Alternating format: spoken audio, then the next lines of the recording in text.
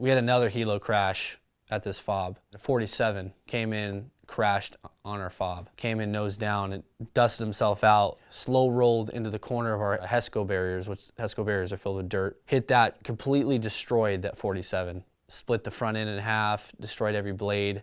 There was a Mark 19 in that corner, so grenades are going off. You said it was hotter your second deployment, Yeah. so were you guys getting hit on the fob too? Oh yeah. All the time? Once we got there, it was damn near every night. Every night? We would call it tick 30. Every night, right when sundown, these dudes would just smash us with small arms, and it would be effective and indirect. It would land, it'd be coming through our tents, small arm with PCAM rounds, and then indirect fire as well. Landing in our fob and just right out of it. One blew up our kitchen, damn near killed a dude. He was in there, lucky he dove into our little med center was attached to our kitchen, so he ended up luckily diving into that. Got some frag in his back, but he came out unscathed. But that happened on a nightly basis. I mean, at first, dudes were not expecting that. I mean, tensions were high. We were like at night going to bed, we're relaxed. Our shit's ready to go, but we weren't expecting that. It took some time to fucking get used to, and then before you know it, dudes were in their racks with like full cami, full kit, just ready to go because we knew it was coming. Yeah. Just every night would just be the same fucking thing.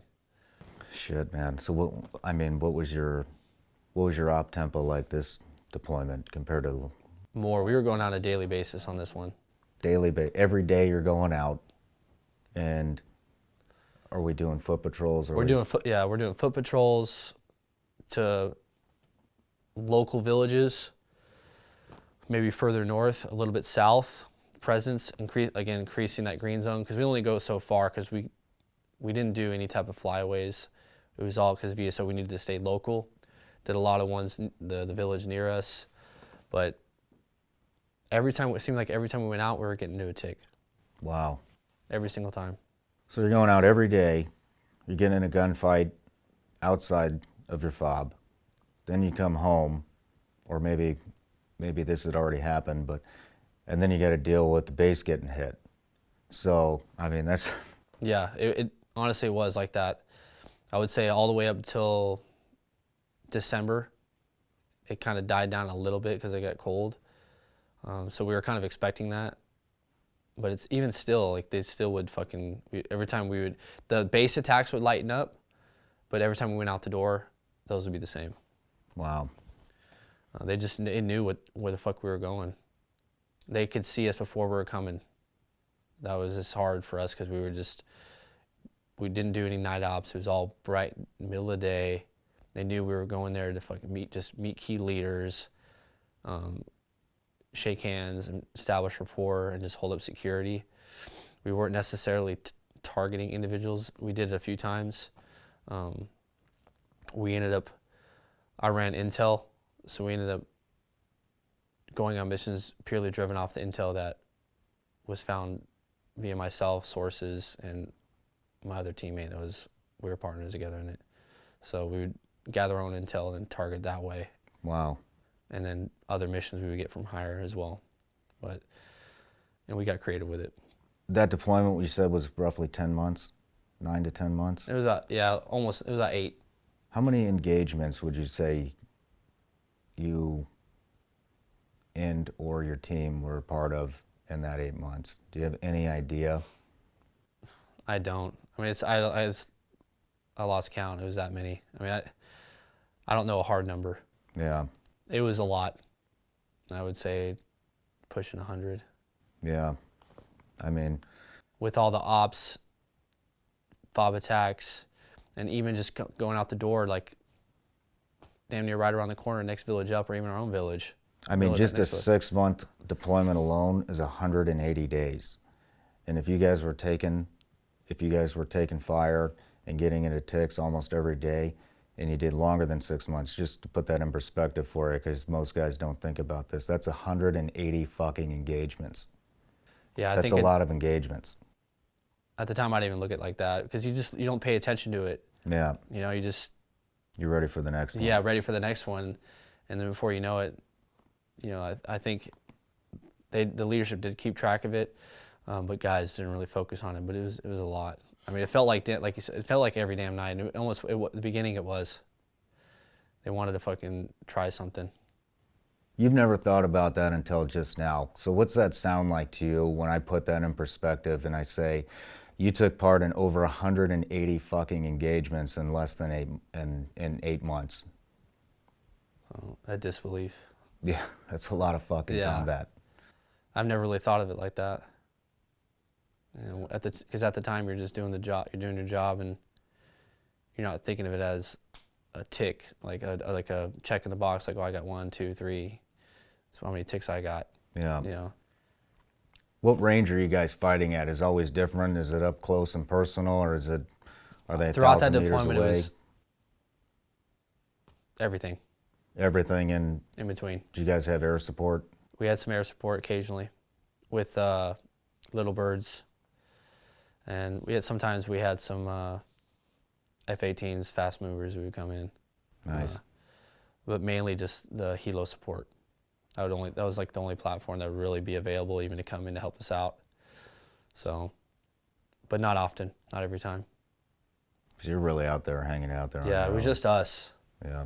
It was really just us. We had some Army guys attached to us, a little Army unit that we utilized for FOB security and some other support. So it was really just us doing our thing out there. It was a blessing in disguise, I think. I mean, we got so much out of it, and I don't think we would have the experience we had if we were anything else. I wouldn't have that deployment if I went to CAF or anything like that. I mean, really, truly, it was just us.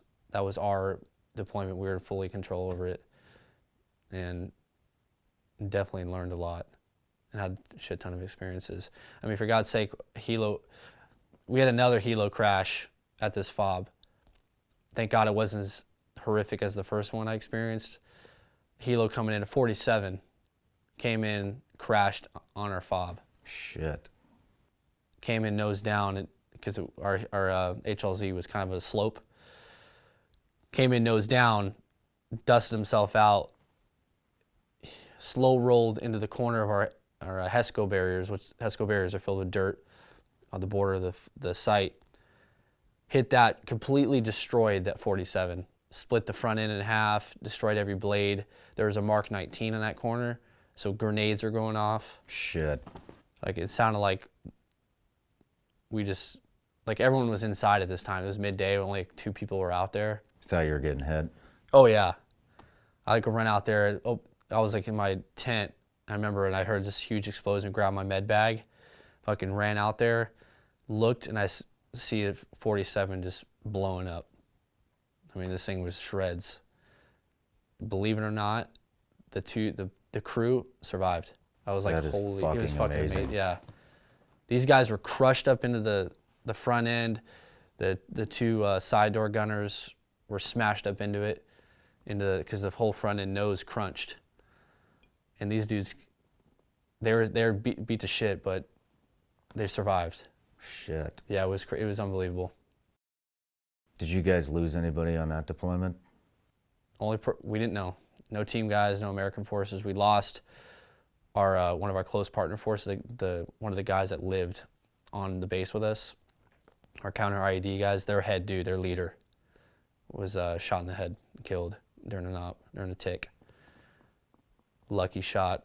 I mean, it was actually it was a hard loss even for us, because we became close with him, because there was only 6 of them. And these guys were northern Afghanis, and these dudes fucking hate Taliban. Yeah. The Pashtun people that live in the south.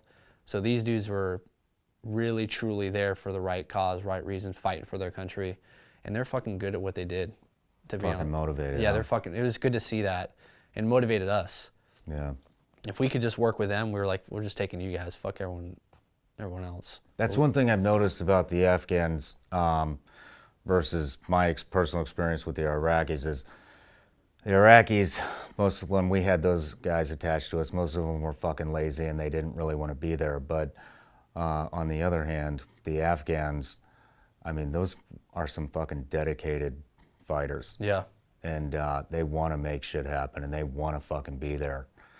And which is really cool to see, to see a host nation, wanting to, do the right thing. But yeah, it was humbling to see that shit, because it makes you want to do your job harder. Like, because you're there helping them out, fighting for their country and your country, and you see that, it's good shit. It was hard for their team, the loss. They actually quit. They all left because they didn't want to work anymore because they lost their commander. But eventually talked them back into coming back to us. yeah. So it was a difficult time. No matter where you're watching Shawn Ryan Show from, if you get anything out of this, please like, comment, subscribe, and most importantly, share this everywhere you possibly can. And if you're feeling extra generous, please leave us a review on Apple and Spotify podcasts.